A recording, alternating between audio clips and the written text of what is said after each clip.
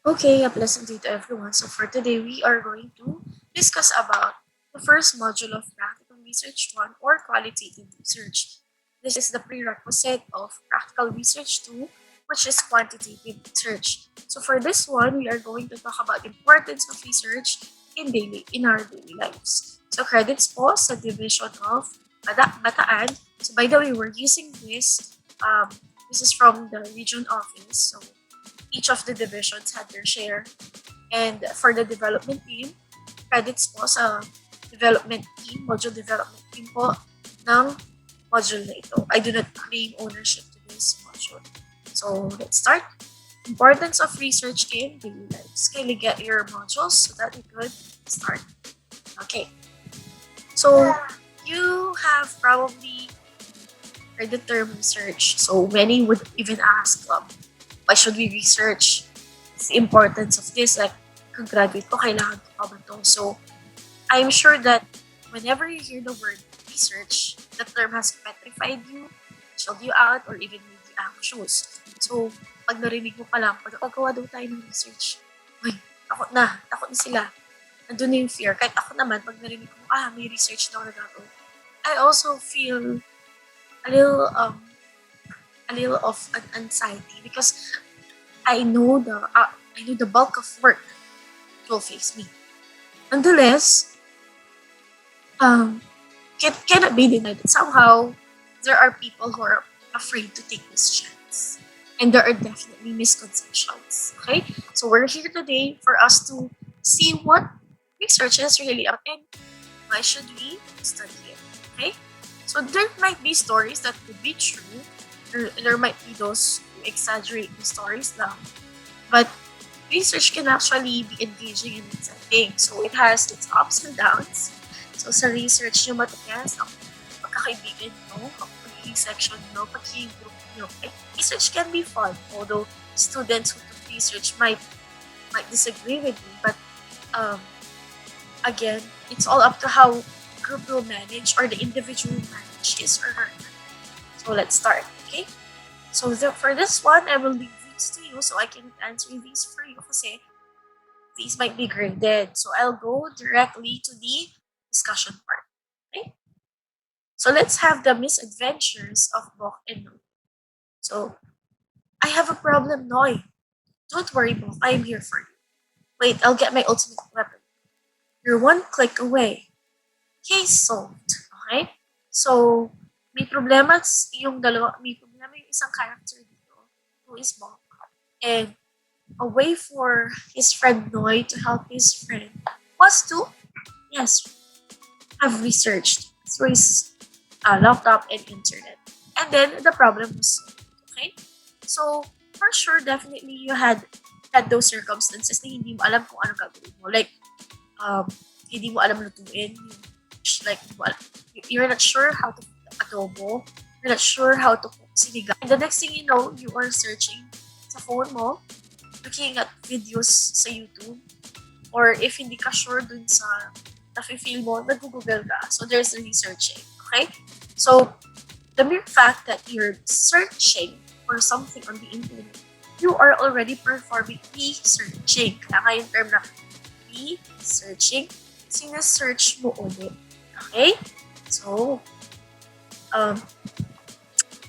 we may think that researching may be that activity na napaka-complex, na napakahirap, that requires multiple steps. But we are practically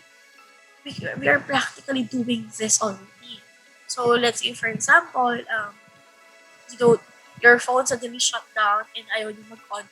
What would you do? Go to your laptop or your computer and then you search what you can do. And then you're researching with different websites that you used, even read a few articles, even watched videos. Then you came up with your solution. It may work, it may not work, but at the end of the day, you understand why it didn't turn on. It didn't turn on. Okay? So that is a part of research. It's a process. Okay? You have a problem, you establish your methods so that you solve your problem, and then nagkaroon ka ng literature review or you read the articles, you look into websites, you watch the videos, and it could also be actual interview and survey. Then you come up with your solutions. So there, this is searching for you to solve your problems. So the research process here in Tactical Research 1 would also have the same nature. Okay, same nature po sila. So doing research does not necessarily mean creating extraordinary things like what Mark Zuckerberg did to Facebook or how Zhang Yiming created TikTok. It doesn't mean that you would have to create a new organism para sabi mong research ang ginagawa mo. So etymologically speaking, as I've mentioned, research has, you have two parts of the word. You have the prefix re, which means again, and search, which means to look for. So naghahanap ka. Okay? Therefore, research is to look for something by Chapman 1979. There are two things that we need to take note of in this definition. First, research is not about the discovery of something unknown. It is coming up with a new explanation of something that is known. So, hindi ka naman nag-unravel ng something na hindi alam ng sino. Kasi kahit alien, we already know those. But we get to have new explanations for things that are already known. Okay? So, for example, you wonder why you're too addicted to soft drinks and you decided to have a research on it. It's already existing, you know it, and then you get to have an explanation why you got addicted to soft drinks. Something like that, okay? Or bakit you got too attached to your particular teddy bear or something. That phenomena is existing, it's known, and you're trying to have an explanation of why there is such attachment. Okay? Second is, research is a process. It's a process of searching for something to solve an existing problem or difficulty to solve. So, ang ginagawa natin dun sa mismong research, is research process na gagawin natin is hindi naman yung isang Google away lang. Okay? Kasi kung i-google mo lang kasi yun yung gagawin mong paper, hindi po siya. Research is also understood kasi as a systematic, okay? Sistema, step-by-step procedure, investigation or inquiry entailing collection of data, documentation of critical information, analysis, and interpretation of information. Okay? So, you have the question, you collect your data, you interpret the information. That's how you come up with your research. This presents how research is done. So, kung titignan mo, paano ba natin gagawin? Maghahanap ka ng problema. Tapos yung problemang yon, pag-aaralan mo, babasa ka ng existing na mga bagay-bagay tungkol sa problemang yon. Tapos, syempre, hahanapan mo yung gap. Okay? And then, you may also consider interviewing people, conducting a survey para masagot din yung tanong na sinet mo after mo makita yung gap, after mo makita yung space kung saan ka pupwesto dun sa topic mo. And then, masasagot na yung tanong mo. Okay? Again, as I've mentioned, the term systematic entails structure. May pagkakasunod-sunod, may order. Okay? To understand the word system, just imagine nga your body. So, your hands are located where they are and not in your ears. So these are structured. Your body is structured in such way kasi ganun ang pangangailangan ng sistema. So imagine if you have your hands under your feet. So how would that work? It wouldn't work and it's not systematic. Okay? Again, ang research systematic siya kasi it follows a certain structure and it is organized in a sense that it implies a system. Okay? So whenever you collect data, you document information, you analyze, you interpret, then you use this particular method, okay? And you consider research as systematic, okay? Then on the other hand, research can also be viewed as a formation of new knowledge and employment of previous or existing knowledge or skills, okay? So there. We could also imagine two scenarios, like a mother giving birth to a baby and a potter molding a pot. So There's the creation of new knowledge. The creation of new knowledge can be compared to a mother giving birth. I mean, the mother stands for research itself. Okay? And then the baby is the product for the new knowledge. Then new knowledge is born. Okay? So, on the other hand, dun sa potter naman, okay, a pot can be parallel to the use of existing knowledge in a creative way. So here you have the clay, and then it's the existing knowledge, and then the pot itself is the new knowledge. From there, don't be scared to create your own research. So at first, it might be overwhelming, just Lord, ang daming gagawin, paano to, just parang can you work? Paano ko do ko yung mga to, like this and like that? Or can I do it on my own? Yes, you can. Okay? Just make sure that you follow these steps. Okay? You just make sure that you are guided and you do your tasks on time. Okay? So for the activities, ayan, you could answer these on your own. Definitely, this would be easier to answer if you listen in the first part of our discussion. So to complement that, we have another module.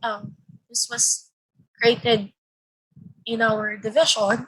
So just to supplement the discussion earlier, credits to the writer, Division of Bataan. Okay, so let's have it. This one describes the characteristics, processes, and ethics of research. So definitely, okay, to add more to that, research refers to the process of investigating over a topic, issue, trend, or area of concern using inquiry method. You start with a question, like what we mentioned. May problem ka, isosolve mo. You look for the solution. That's just like life, di ba? You get to have problems, you intend to solve it. Okay? So, research is actually like the circle of life. Okay? The next, it is intended to address issues of the community and questions in the academy. Okay, so we have different definitions of research. Okay, so let's go over them one by one. Research, as the one of the most important ways of finding information, was defined by various scholars from different fields. According to Pollitt and Beck, 2004, research is a systematic process that follows a standard and step-by-step approach in addressing problems or questions. So again, we go back to the concept. May sinasagot kang tanong. Bakit hindi ako crush ng crush ko? O yun, research ka. Char. Okay. And Palispis 2004 considered research as turning the unknown to known, but not totally unknown. Like, practically we know the issues, but we're trying to give explanations, okay? Hampshire College defined research as a systematic process of inquiry that involves data collection, documentation, analysis, and interpretation of the collected data, applying the appropriate methodologies and standards by the professionals and field experts. So, hindi lang siya for school, hindi lang siya for students, but they're actually for professionals and field experts. Let's say kapag sinabi lang according to studies, ang napatunayan sa isang pag-aaral, it's where research comes in, okay?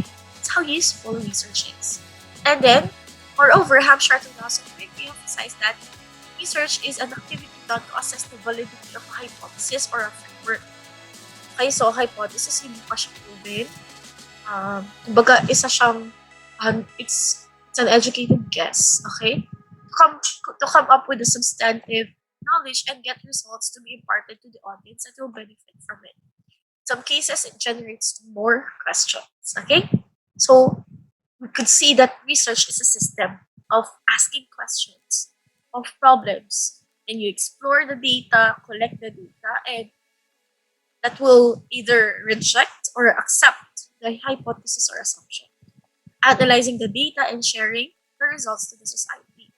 And then, inquiry, lagi mong nababasa yun sa research, yun yung paghanap ng sagot sa mga tanong. Sa tanong kung bakit kanya iniwan. So, pwede mo rin i-research. Pero yun nga, when you start asking questions why he or she left you, that's already a research process. Okay? Whenever we want to know more about a particular person na interesado tayo, nagkakaroon ng research process. Ang bilis makapang-stalk sa social media.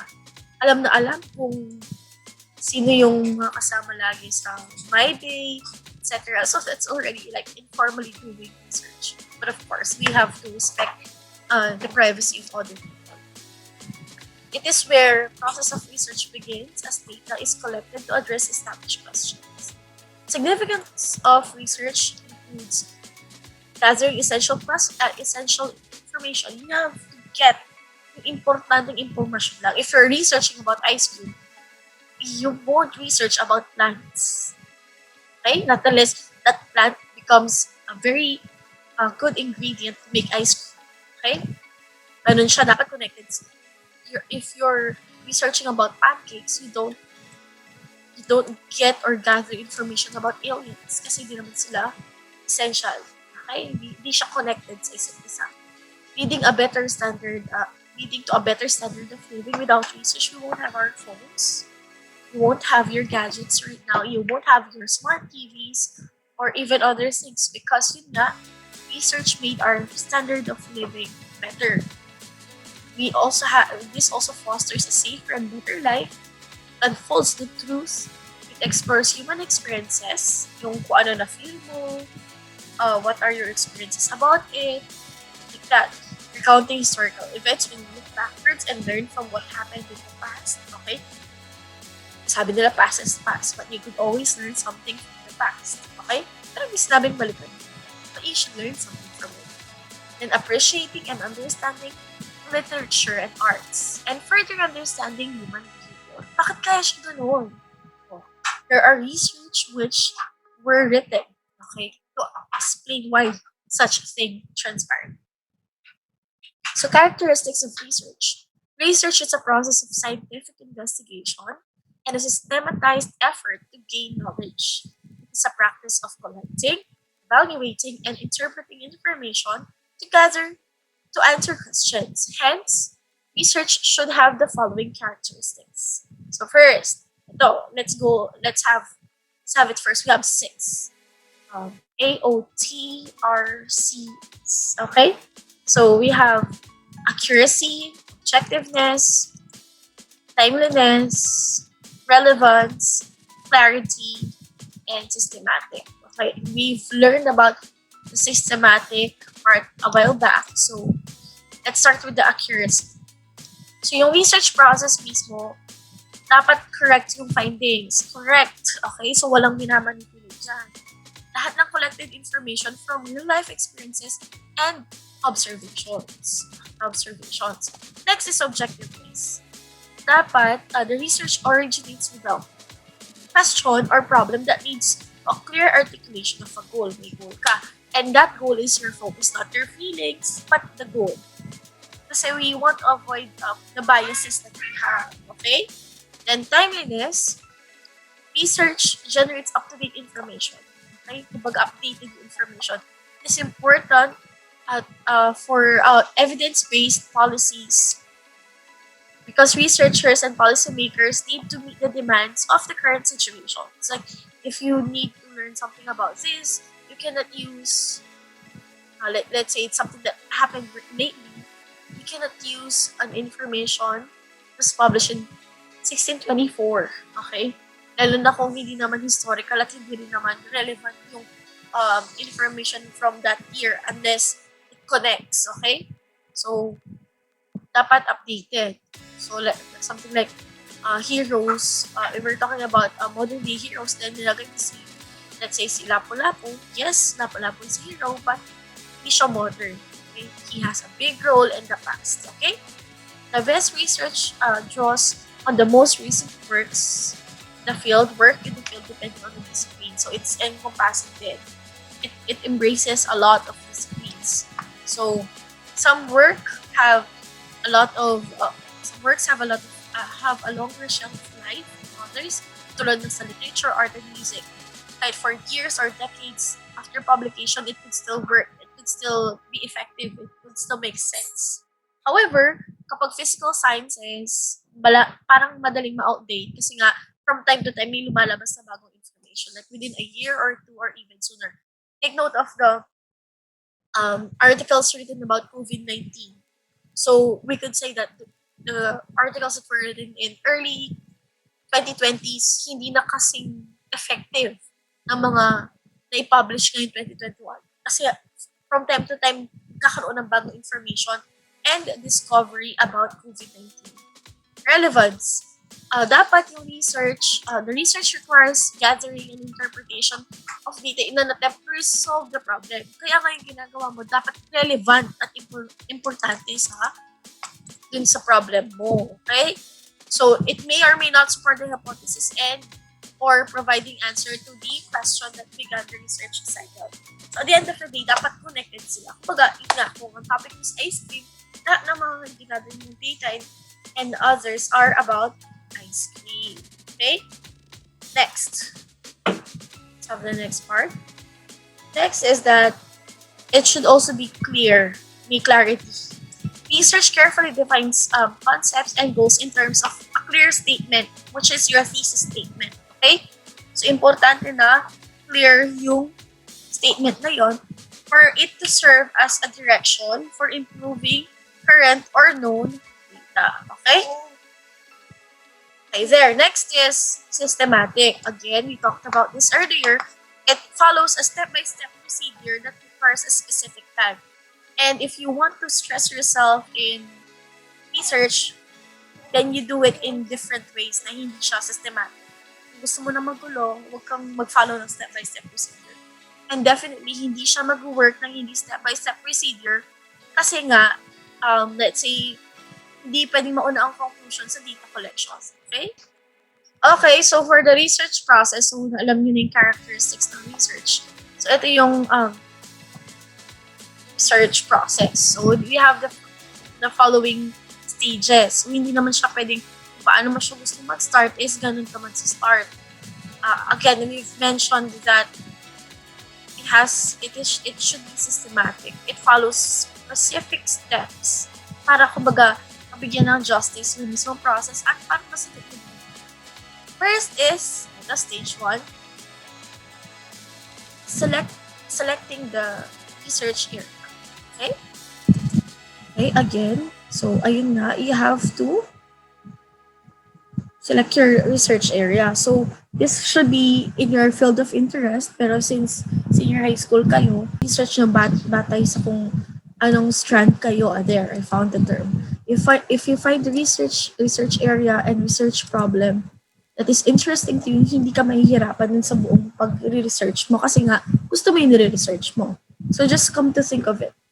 Diba kapag nagsusulat ka ng essay tas hindi mo gusto yung topic, hirap na hirap kang makabuo ng isang page.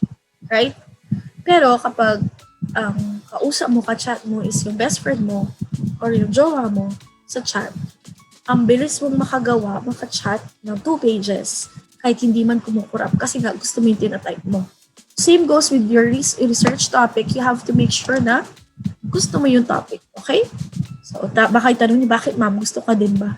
Dimyaw. Okay, stage 2. Formulating research aim, objectives, and research questions or developing hypothesis. So, dapat, syempre, nandun na yung research area. Anong kasunod? Ano ba yung goals mo? Ano yung aim mo? Ano yung question na sinasagot mo? Kasi dito magdidepende yung kabuuan ng next steps. So, dapat ma-approve din ng advisor or teacher mo before ka mag-proceed. Baka kasi yung pinili mong question, do aliens exist? Although it's possible for you to search on that, but in the long term, baka hindi ka matapos sa iyong pag-aaral at hindi mo pa nasasagot.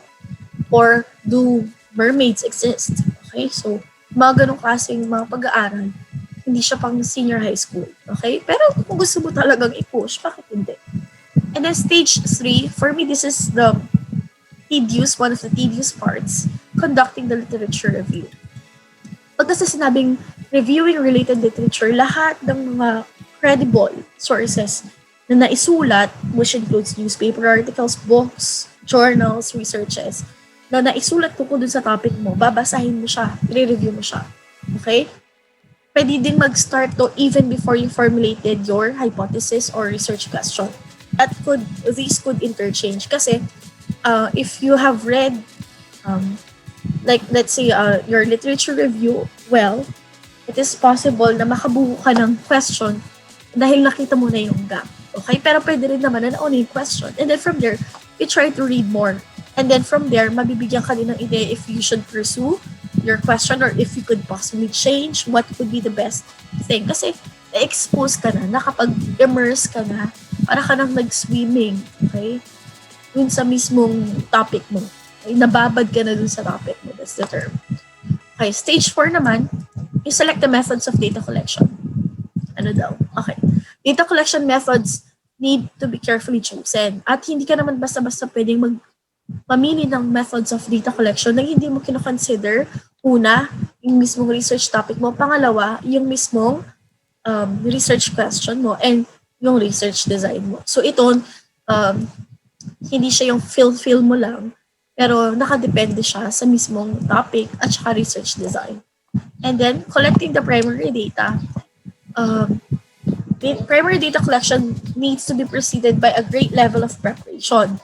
Halimbawa, questionnaires ang gusto mo, may pilot data collection na dapat may validation from the language expert to the content expert. Okay, so there. Next, data analysis. Kapag nakapag-collect ka na ng data, i-analyze mo, hindi naman pwedeng nandiyan lang yung data. You make sense, you interpret your data. Again, depende pa rin kung anong klase yung study. And then, reaching conclusions for stage 7. Kasi na-interpret mo na eh. Oh, so, dito sa conclusion, sasagutin mo na yung question. Oh, sagutin mo na. Ano ba yung na-discover mo? At paano mo sasagutin yung tanong based dun sa interpretation mo dun sa data. Sa analysis mo dun sa data. And stage 8, complete the research. You organize it per chapters. Although you should do this one na dun sa process mismo. And then if you have the first draft, you have to read it, you have to have it edited, and wait for the feedback from your teacher. Okay? So, or research advisor. So, ayan. Alam niyo na yung stages, ha? Nabigyan ko na kayo ng clips. And then, phases. So, almost similar dun sa mga ideas here. Pero you start with the conceptualization. Again, yung research idea. And then, design phase. Ipaplanuhin mo na. Paano mo i-design yung pag-collect mo ng data. Paano mo kukunin yung, paano mo sasagutin yung tanong na gustong masagot. In the empirical phase, this is where you collect the data. Okay? Based kasi siya sa data dapat. Hindi yung char-char lang, ito yung feeling ko, ito yung sagot. Hindi siya pwedeng ganun sa research. There should be basis for everything that you say. If you conclude something, you should have your basis. And then, you have the analytical phase. Yun nga, you analyze and interpret, which leads to drawing of conclusions. And lastly is dissemination phase, which is phase of communicating and utilizing the findings. Hindi mo naman sasarilinin lang yung naging result. Kasi what's the point of researching if you do not intend to share it with the people, especially sa mga taong matutulungan ng results ng research mo. This could be done by publication or presentation of recommendations na pwede for policy and decision making. Okay? So, dun sa research ethics naman, these are the ethics. I think we could cover this on the next video para hindi masyadong bulky, and this would be on a different module na lang. So with that, I hope you've learned about research. This serves as an introduction. Sana hindi pa masyadong natatakot. If you know what you're doing, if you're guided, and if you're organized, nothing can go wrong. Yes, it's difficult, but ayun nga, part to ng life, part to ng kailangan gawin para mag-graduate. So, kaya yan. I'll be making different videos pa which would be out of the modules, which would be about practical tips on how to write research, okay? Or research papers, etc. So for now, we end it here. Don't forget to you comment for questions. If I could answer them, why not? And then just watch out for the next module, okay? I'll be filming that and uploading that shortly, okay? Bye.